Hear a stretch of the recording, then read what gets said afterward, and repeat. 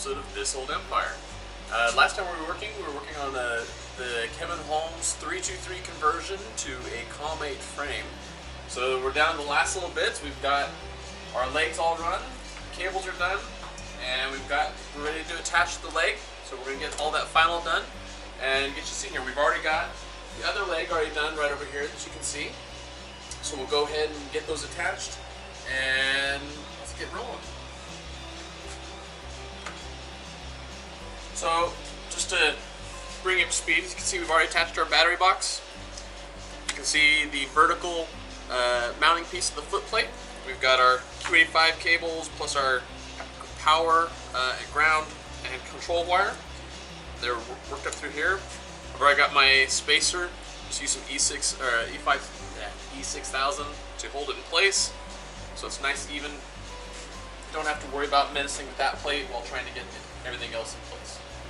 I just got some white rags down to keep the paint nice before we lay it down like this.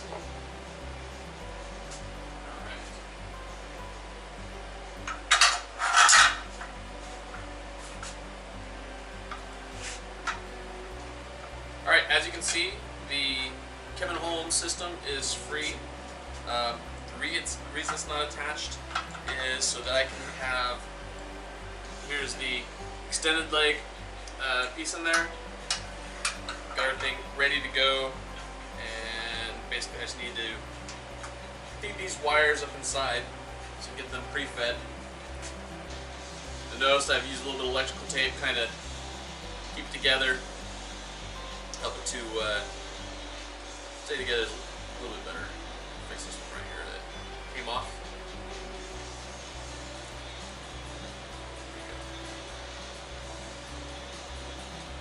There we are. Alright, just going to go ahead and feed these. Take this bracket out.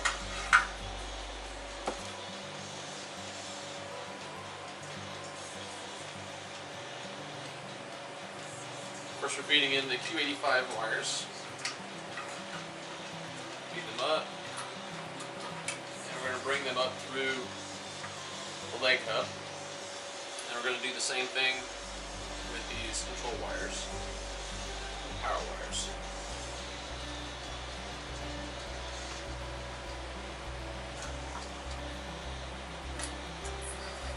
Alright, now that we've got those in, now we're going to slide our bracket in.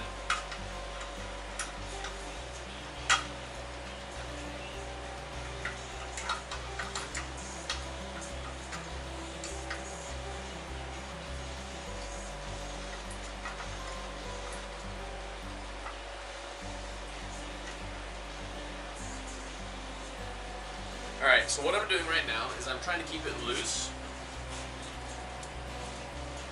so that I can still slide the cables back and forth, because when you're doing this you want to make sure that your plate is absolutely flush down. So I know that the foot's in the way of what I'm doing. All I'm doing right now is I'm feeding in my ankle screws into the plate just so I can get a good grip on it, help hold it in place. Just literally finger tightening these right now.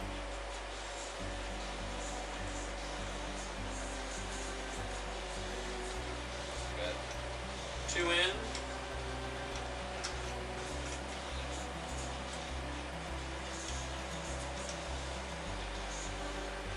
Here's number three.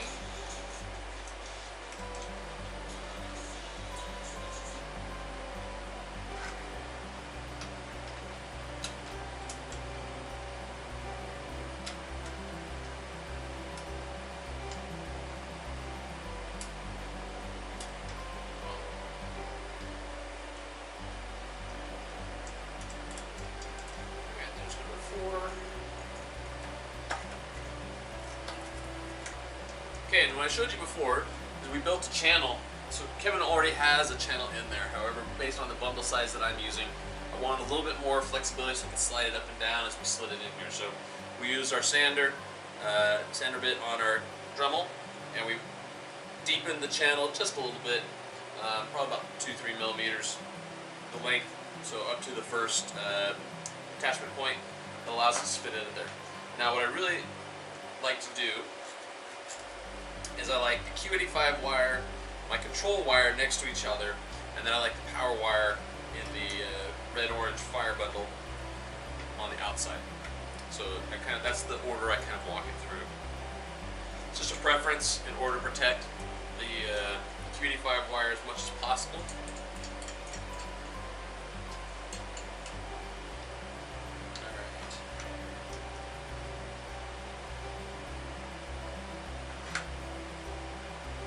Now we're taking the centerpiece that goes into the bracket, and this actually what will hold the whole assembly on here until it's mounted in the ankle. So, get it started here. Always challenge when you're looking at it reverse. There we go. As you can see, our wires are loose fit. Alright, now the way I do this is I work diagonally. I start top left, bottom right. I'm tightening up those button cap screws. And then I go top right, bottom left. And I'll make sure that this is all the way in there. Nice and level. And I tighten down that center screw. Make sure it's good and hand tight. Alright.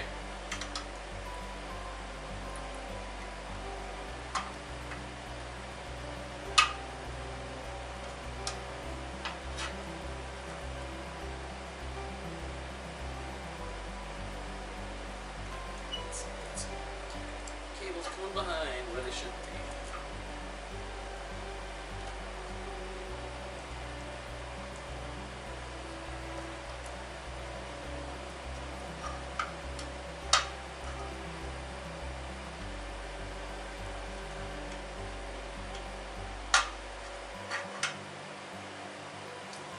Wire bunching somewhere. All the way. There we go. And our bottom.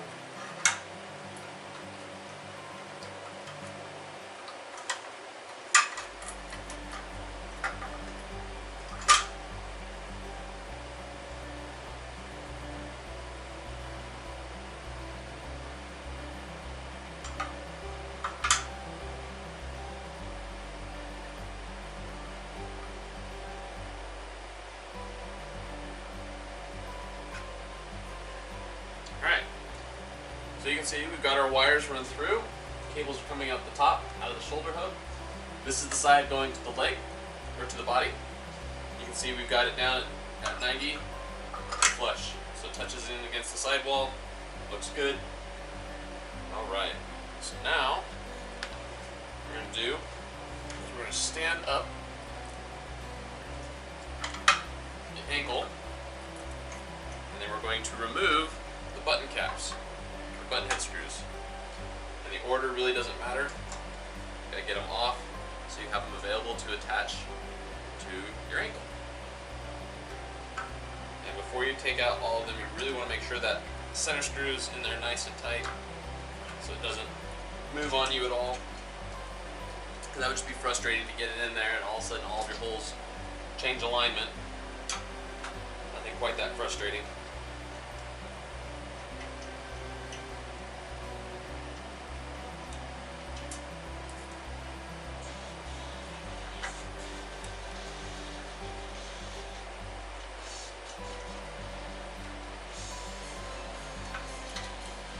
So we got those 4 out.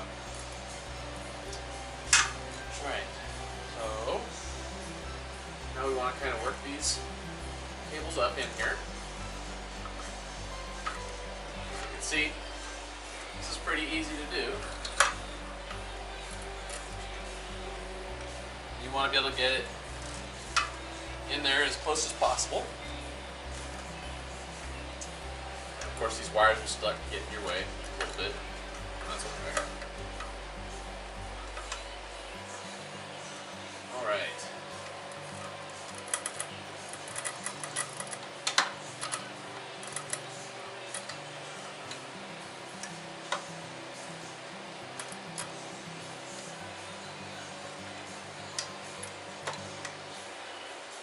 Okay, and now the fun begins. So now we're going to take our pivot bracket, and this is where you read Kevin's instructions. It says any way you can get it in. And he's not kidding. So let's hope that balances. There we go.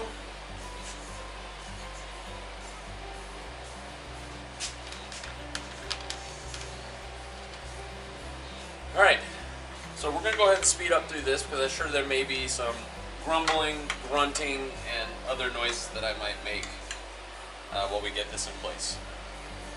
So stick around, we'll see you when we come right back.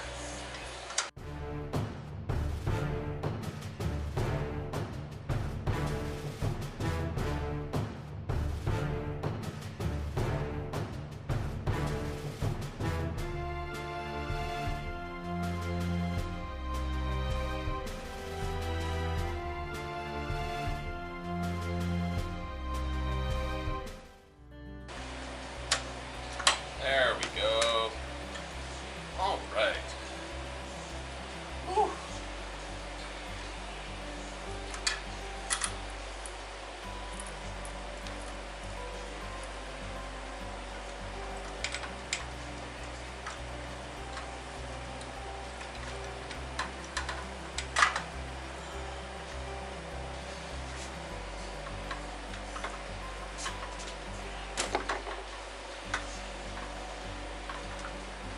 Okay, so now that we got the linkages on, I'm going to line this up, start putting in screws to hold it.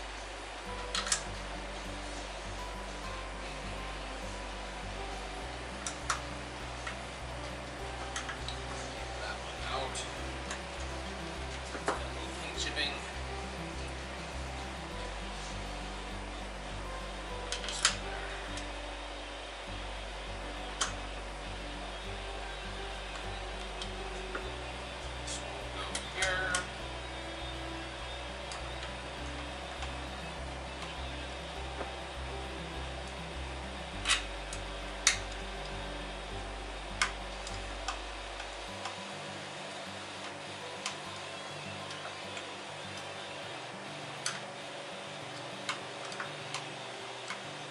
Alright, nice and tight.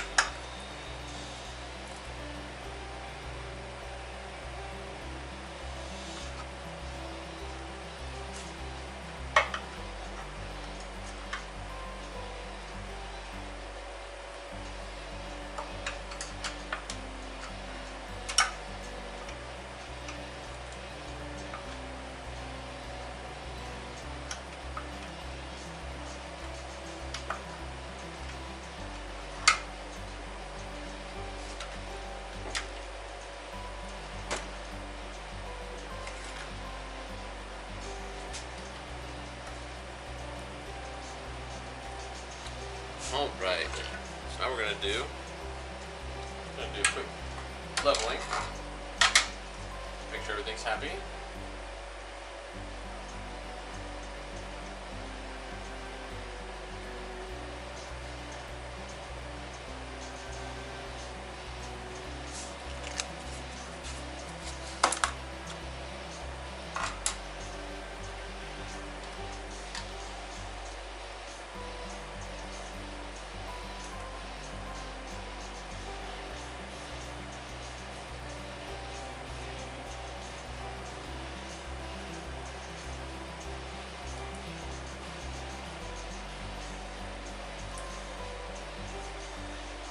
Alright, so we're set at 0.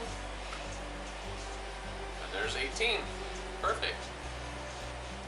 Alright, so when we come back, we'll go ahead and go get our main base set up on so it's elevated so we can easily attach the sides to it. And then we will start walking through the process of actually attaching the legs. See you right in a minute. Alright, welcome back. So as we said, we went and got the COM-8 frame on our little lift mechanism. It's just some plywood with some 4x8s in there with some pool foam to give it some cushion so we don't wear off the paint while we work on it. Now this is not 100% directly to the height, but you can see it's pretty doggone close. It's like 1/4 of an inch shy. What this lets us do is get very close to aligning the leg to the shoulder sockets without fighting it too much. As you can see, this is freestanding, so it's teetering and wobbling, so we want to make sure we take our time on this. So the first thing we're going to do is we're going to get our first bolt, and I like using these extenders. So literally just going to lift up the leg just a little bit so we can get it to align with the hole. Not lose the nut in here, because that would be a big problem.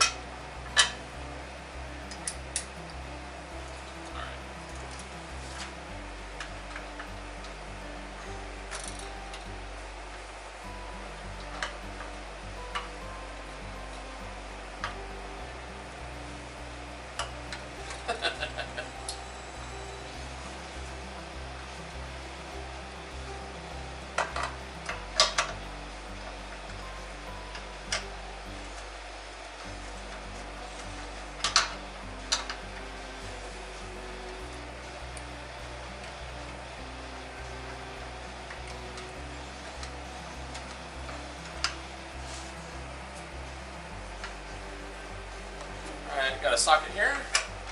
Now we've got it started. Okay, that one's on.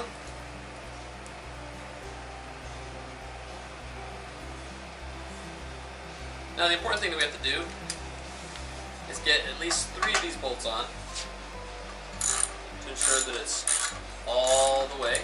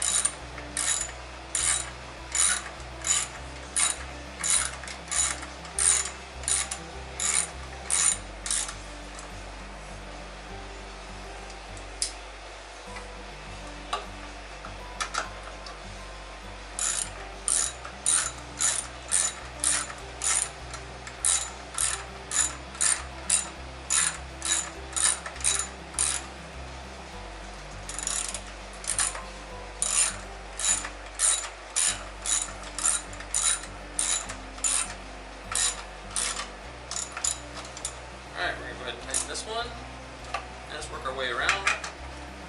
Make sure all nice and tight. There we go. Good.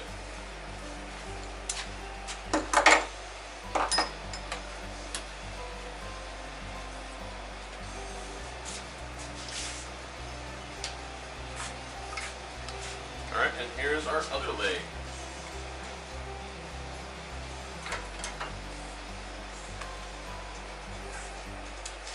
Get our bolts so they're a little closer. Alright, same thing. Gonna have to lift this up just a little bit in order to get it to the screw hole at the top.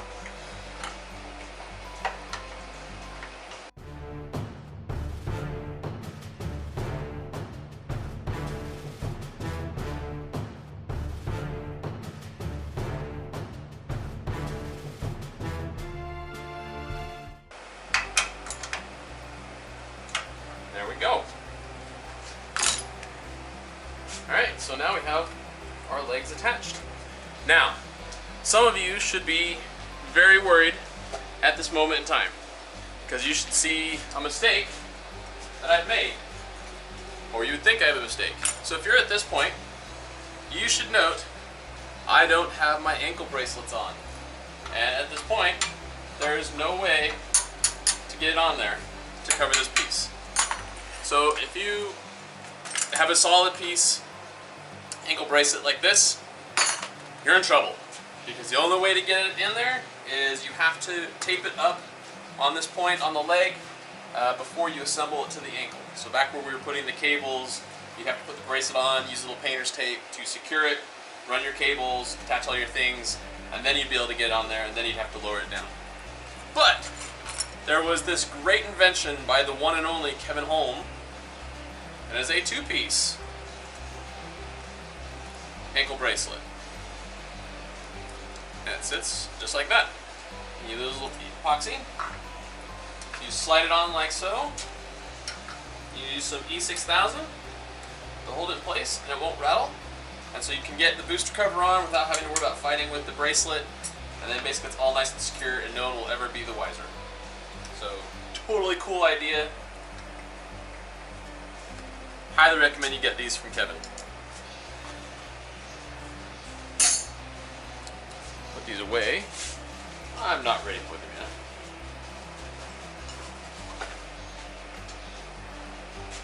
Alright, so there we go. Let's go ahead and check out how level we are.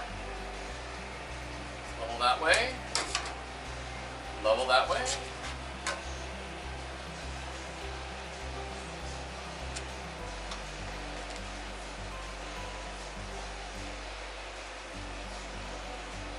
And level that way. Now this is exactly what we would expect, since my foot shells are literally about 1/4 of an inch off of the plywood. So the weight of the left leg should equal the weight of the right leg, and they do. So that's good. Alright, so the next big step is we've got to be able to put the yoke on. Or actually, before we put the yoke on, we've got to make sure that he's standing fully on this table, not on the plywood, not elevated up, so we can get these yokes attached, the cross pieces attached. And in doing so, I just twisted it, so I'm trying to fix that in a moment. There we go. So we'll be right back. We're going to remove the plywood support in order to have R2 standing on the table on his own, and then we'll go ahead and at this point we go get Connor, my assistant, my cadet Connor, and he's going to help me stabilize, because this is one of the dangerous points if you've ever done an R2 build at this point, because the legs are not locked in at all. This leg can go one direction and this leg can go the other direction. You can start doing the split, you start getting this counterweight, which is why I designed him to stand on this, sit on this platform on his skirt, so basically I could work on him and have full range of motion, etc. But because what we're trying to do is make sure that the legs are all level while he's standing there, and then we're going to get the yoke attached so it all stays together in one movement. So stick around, we'll be right back. I'm going to go get Connor, and he's going to help me lower this down, and when we come back, we'll be set up. Stick around.